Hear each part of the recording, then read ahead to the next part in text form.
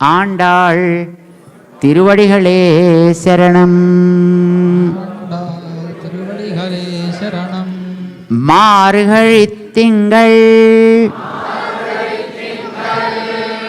மதி நிறைந்த நன்னாள் ஆல் நீராடப் போதுவீர் போதுமினோ நேரிழையீர் சீர்மல்கும்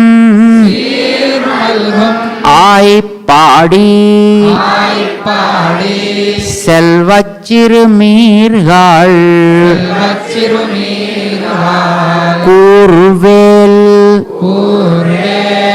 கொடுந்தொழிலன்